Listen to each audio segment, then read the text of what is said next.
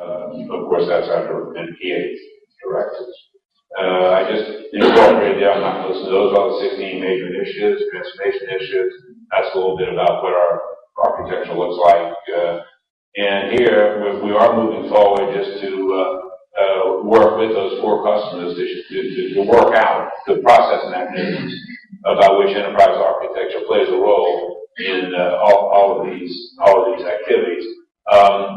That also is being incorporated into the process revisions in ProPath, our process asset library, as we go along. So we institutionalize this stuff. And that process asset library, which describes how all these processes operate, we issue a new version of that quarterly updates to that.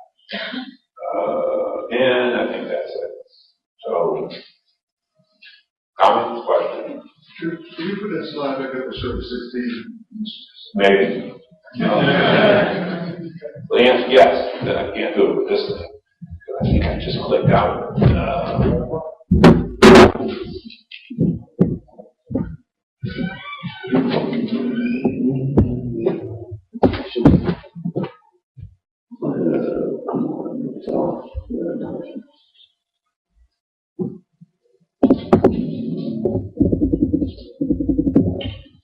Sorry here, a little slow.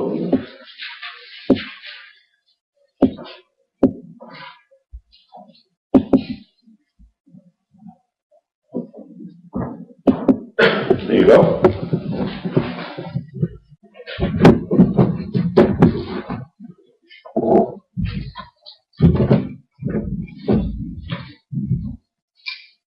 And we try to publish those. I think there's probably some description of them is on the VA. The VA virtual Office of Acquisition. That's a website. If you need that URL, send me an email, paul.tibbits@va.gov, or any other questions, by the way, I can get those answered for you. But I think we've published descriptive material. All that is in our VA strategic plan. As far as I know, our VA strategic plan is likewise been published. Probably get it off the VA website, but if you can, let me know. Yes? Hey, Dr. Tibbits, you mentioned that you didn't really include compliance as a component of your EA framework. Not a major component. Yeah. And I think it's an interesting approach because I do believe your premise of, if you do everything else right, that'll sort of fall into place on its own kind of thing. But a lot of departments and organizations tend to use compliance as their metrics checklist. So what kind of approach did you take to the metrics of each stage of your development to decide, that you've actually accomplished the goals so that the EA that you spit out at the end of the day kind of is in line with the requirements that you set out with it? I'm inclined to say we won't. What I think we're going to do, what we are moving towards, I'd say very aggressively, is both for internal purposes, internal to the VA, and for public disclosure to OMB, is publishing our success with respect to the projects themselves. All right, so we have the scorecards and all that stuff. The OMB scorecard, a lot of red on the VA's card, by the way. With respect to EA itself, through that mechanism, I don't think we're going to report metrics per se focused on that. For EA, what I think, at least in the short term, we're much more interested in doing is, with respect to those artifacts representing a work plan, is reporting on the success we're having with respect to building those artifacts as a report plan, as a report on our work plan. And instantiate those in a repository and then have the projects used. And then from that point on, the reporting is going to be the success of the project. And again, we're looking at industry standard agile metrics that one could bring into from a Scrum perspective as to what that standard set of reporting metrics would be, rather than milestone A, B, C, and the other more formal kind of waterfall-like construct that perhaps you'd be more familiar with in the Department of Defense. We're moving away from that. That, by the way, I mentioned earlier, we have eliminated the policy on earned value in VA. At the same reason, first of all, we would very much at the project deliverable level like to get the firm fixed price for those things that are contracted for. We can't use earned value with firm fixed price. And with time and materials, Yes, the deliverable is man hours, earned value is contorted at best. So we said, why waste the time? So we're getting out of that altogether, trying to go with industry standard metrics for agile development.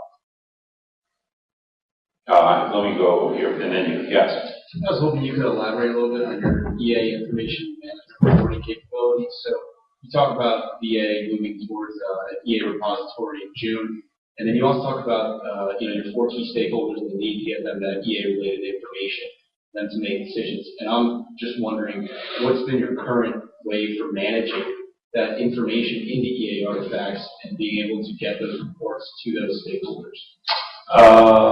I would say a lot of haphazard stuff up to now. So, for example, because our boss is very interested in TRM, we have a bunch of localized stuff. He wants the Roger Baker. He wants the TRM, the Architecture Engineering Review Board stood up. So, have we stood it up on time with respect to his expectation? I mean, it's meeting a bunch of piecemeal expectations like that. It's really the approach we've been living with so far. On the cybersecurity side, even though that's the most robust part of our architecture, it's because the cybersecurity people have been very interested in collaborating with us and with our predecessors in building out that part of the architecture, not because there was any top-down drive. It's just that customer showed up, not because there was any top-down drive that said, I, the CIO, want you to report on the success rate of your cybersecurity architecture. So, upward reporting, that in that sense, we haven't really been asked to do very much. So, I think now in creating this work, and we've never had a work plan for enterprise architecture before. Now, since we stood up ASD, we're on, I'd say, version 12 of our work plans, actually for 2011, to come to agreement, consensus agreement across those 4 customers as to what those artifacts are, who's going to produce them, by when. Before that, without that work plan, we had nothing against which to report metrics. So I'd say we're only at the beginning of being able to do that from an EA perspective. Of course, from an OMB perspective, we've probably a year ago started reporting success on project delivery, but not really on EA per se. That's as close as I can get you. Yes? Yeah, I think just a little bit on just now what I was going to ask.